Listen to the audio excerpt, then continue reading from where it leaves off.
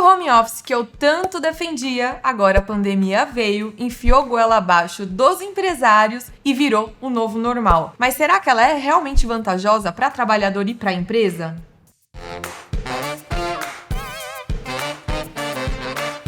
Olá, eu sou a Tabata e seja bem-vinda ao canal. Você entendeu direito? Até começando o vídeo com uma curiosidade, porque aqui também é cultura, você sabia que só o brasileiro usa o termo home office? Que lá fora, quando o americano fala que vai trabalhar de casa, é I work from home ou I working from home, não tem home office. Você fala home office, ele vai entender que é um espaço da casa ali que foi improvisado um escritório. Agora, antes de entrar no assunto útil do vídeo, se inscreva no canal, ative as notificações para ficar de antena ligado quando a gente sobe vídeo novo e deixe o seu like. Agora vamos para a parte boa do vídeo. Antes de mais nada, eu preciso diferenciar o que é o home office do trabalhador externo, porque tem gente que confunde. Trabalhador externo é aquele que exerce a atividade, a função dele, fora da sede da empresa, mas não necessariamente em casa. É o representante comercial, é o prestador de serviço de tecnologia, por exemplo. Então, ele não é porque, eventualmente, o exercício da atividade dele é fora da sede que é home office. Home office é quando exerce a função dele lá de casa, via remota. Eu notei que nessa quarentena, muitos de vocês estão se comportando de maneira pouco remunerada, né? A gente fala disso depois, Heitor. Até mesmo porque a adoção desse regime via trabalho de casa, ele pode ser parcial, pode ser que você vá alguns dias para a empresa e outros você trabalhe de casa. Assim como pode ser que a empresa libere alguns funcionários para fazer esse regime e outros tenham que necessariamente ser presencial. Que é o caso, assim, de médicos, de nutricionistas que precisam dessa avaliação física presencial com o paciente. Mas a secretária dela também nada impede de fazer o agendamento das consultas e a administração do consultório de casa. Então você pode diferenciar o regime ali entre as funções. E para quem trabalha via home office, a conversão dela para presencial e integral, às vezes você vê que o funcionário não está rendendo tão bem de casa e pede para ele voltar a ir todo dia para o trabalho, tem que ter um aviso prévio de 15 dias. Ou seja, você tem que chamar ele, convocar para mudar a modalidade de trabalho com uma antecedência mínima de 15 dias. Pro contrário, para aquele que trabalha presencial e vai começar a trabalhar home office, precisa ser de comum acordo. Então, de duas uma. Ou você é contratado para home office, ou você muda para home office no decorrer do contrato, mas faz um aditivo. Lembrando que essas são as condições gerais do trabalho home office. Espera até o fim do vídeo que eu vou falar o que mudou no período da pandemia. Mas voltando. O contrato, ele tem que ser escrito. Assim como você, quando assina lá a admissão, tem um contratinho, tem que ter um aditivo mudando para modalidade, ou no próprio contrato, quando você foi admitido, tem que dispor essa condição. E nele acaba prevendo as condições, qual vai ser a jornada de trabalho, porque apesar da jornada, o horário, ele não ser subordinado, não vai ter um supervisor ali em cima, da hora que você liga o computador até a hora que você desliga, você tem a subordinação, você tem que cumprir metas e tarefas. Tem até essa diferenciação de jornada. Tem muita gente que pergunta, mas, eu tô trabalhando em casa e meu chefe me liga 8 horas da noite, eu tenho que atender? Depende, no seu contrato tá dispondo que a sua jornada de trabalho envolve 8 horas da noite? Se não envolve, você não tem que atender. Então, realmente precisa de um bom senso e do acordo entre as partes, para que nem o chefe fique ligando em hora inconveniente, não deixe se almoçar em paz, assim como o trabalhador também não logue lá no aplicativo, né? Conecta o computador, deixa tudo a Deus do ará e vai fazer faxina em casa. E por isso que não é previsto pagamento de horas extras, porque não tem como o empregador ficar em cima e controlar de fato a sua jornada. Mas, se a sua função é subordinada de alguma forma com login em sistema ou controle de metas e tarefas e você tem que ficar mandando o horário que você está fazendo de trabalho para o seu superior hierárquico, vulgo, chefe ou líder, você pode sim receber horas extras. Vai depender do que tiver determinado no seu contrato. E o chefe pode sim fazer aquela videochamada surprise para ver se você está trabalhando, dentre o horário da jornada estabelecida, como eu avisei. Sandro, bom dia, tudo bem? Bom dia, chefe. Rapidão. Eita, E cabe até um detalhe. Você sabia que quem tem o controle não é de jornada de horário, mas é de tarefas e metas? As metas, elas têm que ser batidas em 15% a mais de quem trabalha presencial. Então, se é um vendedor, se você trabalha com telemarketing ou com a área de vendas e tem o pessoal que trabalha presencial e você trabalha home office, se a meta deles for bater 3 mil no mês, a sua pode ser 15% a mais que isso. Porque você tem melhores condições de trabalho, você não passa estresse no trânsito, você tá em casa, você consegue comer sua comidinha, tem um conforto do lar. Em regra, né? Porque tem algumas casas que dá um fuzuê. Ó o pau quebrando, pai! Eita, porra! Briga na baixa, pai! Eita, porra! É uma gritaria, a família toda que mora junto, então a gente sabe que para cada caso é um caso. E quanto à saúde, é responsabilidade do empregador também te dar orientações de postura, iluminação. Não adianta você achar que pode trabalhar ali deitadão no sofá, com a luz apagada, que se ele fizer uma videochamada surpresa e ver isso, e você não estiver seguindo as orientações que ele passou antes de sentar e estar num ambiente iluminado, ele pode te demitir com justa causa por insubordinação ou indisciplina. Porque é responsabilidade dele que você cuide da sua saúde. Amanhã ou depois você ter alguma doença do trabalho por postura errada, é ele que vai responder por isso. Então, a fiscalização também é feita por ele. Até vai um conselho agora de advogada. Faça um terminho de responsabilidade com uma cartilha de orientações, sendo assinada pelo empregador e pelo empregado. E se você em casa não tem uma estação de trabalho decente e não tem dinheiro para comprar, também vale o acordo aí com o seu empregador,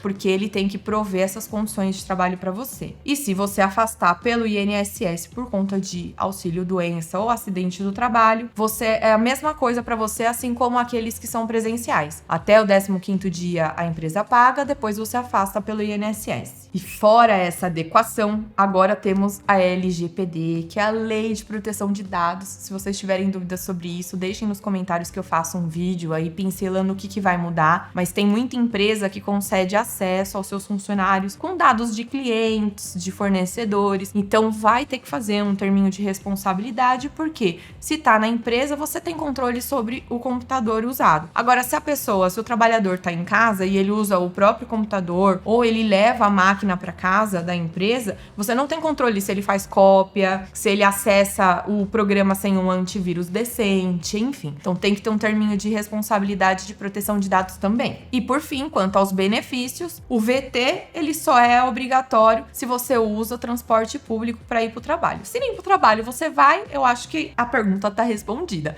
E se você tem alguma dúvida, a gente tem vídeo só sobre o VT. Já para os demais benefícios, se a convenção coletiva prevê que é obrigatório, por exemplo, vale-refeição, é obrigatório para todos, seja trabalhador presencial, seja trabalhador home office, a não ser que na própria convenção preveja benefícios diferentes para quem trabalha de casa. Se ela não prevê e o empregador quiser conceder VR, que é o vale-refeição, para quem trabalha na empresa, e o vale-alimentação, que pode comprar em mercado, VR é para restaurante, a alimentação é para supermercado também. Para quem trabalha de casa, ele pode ter essa diferenciação de benefícios, sim. E agora vem a grande dúvida, que é o que mudou com essa MP 927, que veio com a pandemia lá em março e teve a vigência aí durante esse isolamento social. Quem era home office não aplica a MP, porque ela prevê algumas condições especiais. Ela flexibilizou alguns termos, então assim, quem não era home office poderia começar a ser, mesmo sem o comum acordo, a mando do empregador, porque isso daí você favorece a saúde pública. Sendo assim, ele tem que te avisar com aviso de 48 horas e pode falar, fica em casa, linda, vai trabalhar de casa, ser esperneando ou não. Não tem alteração na carteira de trabalho, porque entende-se que é provisório, enquanto tá em época de pandemia. O empregador pode obrigar você a comparecer no trabalho só se for serviço essencial, que é o caso de cozinheiro, médico, policiais. Então, se você não tem serviço essencial, ele não pode te obrigar. E se obrigar e você chegar lá e ele não estiver cumprindo com as normas de saúde, hoje, você pode pedir a rescisão indireta, que é mandar o seu empregador por justa causa.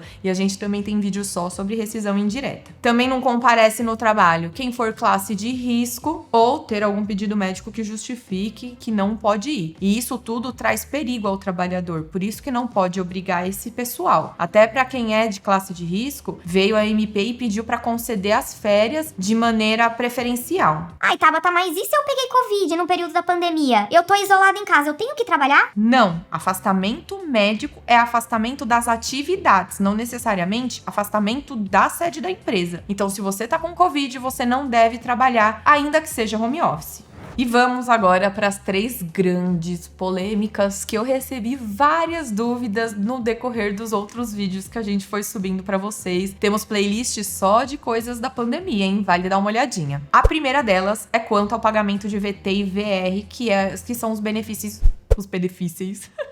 que são os benefícios mais comuns. Primeiro, vale transporte, eu já disse, não é obrigatório. O VR... temos um probleminha. Por quê? Em tese, se a convenção coletiva prevê como obrigatório, tem que manter, assim como novas contratações de gente home office. Agora, veio a período da pandemia, ninguém esperava e o trabalhador conta com esse dinheiro muitas vezes para comprar as coisas no mercado ou para pedir iFood, Rappi, enfim, qualquer aplicativo. A gente não tem patrocínio do iFood, então não é só o iFood, Uber Eats e etc. E se quiser patrocinar, entre em contato. Mas como eles pedem muita comida de fora também, entra talvez a obrigatoriedade do VR, porque já era concedida antes. A gente também tem um vídeo só sobre VR, isso daí acabou ficando um limbo, porque não prevê nada na MP, em regra, não precisaria continuar se não tiver obrigatório na convenção coletiva, mas a pandemia é em caráter temporário, então você deveria conceder os mesmos benefícios que eram concedidos anteriormente, que é isso a letra da lei da MP. Logo, deve permanecer o VR, ainda que a convenção coletiva não te obrigue, porque você já pagava antes. Se você não pagava antes, você não precisa começar a pagar. Agora, se a empresa vai adotar o home office como padrão daqui pra frente, aí entra as regras gerais. Você vai ter que entrar num acordo ali com a empresa quais serão os benefícios que vão ser mantidos ou transformados, que foi o exemplo que eu dei do VR pro VA. A segunda grande polêmica é a respeito dos gastos.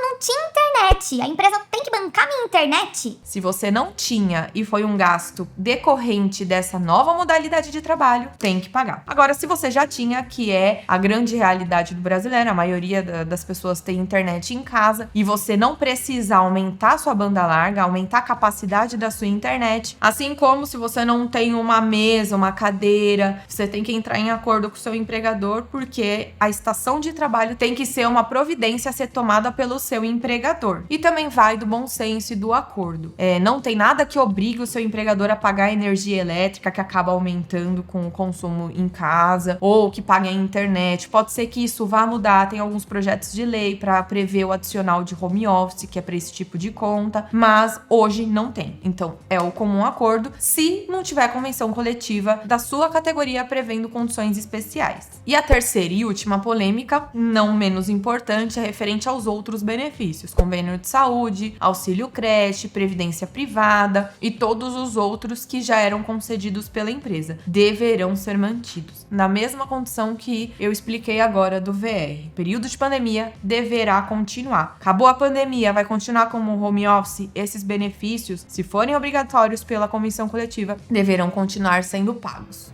E agora, para concluir, depois de te explicar todas as mudanças dessa pandemia, vem uma good news, veio uma boa notícia. Só que não, a MP caducou. Então tudo isso que eu te expliquei que mudou durante a MP 927 valeu entre março e julho. A partir de então, por ela ter caducado, ou seja, ela perdeu o efeito, voltou a valer todas as regras gerais que eu expliquei para vocês no começo do vídeo. Eu precisei explicar essa diferença do que mudou para você entender quais quais são as obrigações da empresa durante março e julho. Agora voltou o que era antes. Sendo assim, se a empresa for te convocar para trabalhar, não serão mais 48 horas de aviso prévio, mas 15 dias. Ela tem que respeitar o aviso para convocação de 15 dias. E em todas as condições explicadas no vídeo, vai depender muito da sua convenção coletiva. A maioria dos sindicatos fizeram acordos coletivos ou aditivos às condições das convenções coletivas que estavam vigentes, prevendo ali como que seria feito o serviço via home office, porque vai depender muito da função, que é a categoria, e da realidade da empresa. E se você tem algum relato para compartilhar, deixe nos comentários. Siga a gente no Instagram, tanto no perfil aqui do canal quanto o meu pessoal. A gente coloca bastante informações rápidas ali. Se você gostou, compartilhe o vídeo, é muito útil e eu quero muito que os brasileiros sejam instruídos nessas áreas. E claro, deixe o seu like, se inscreva no canal, ative as notificações e até a próxima!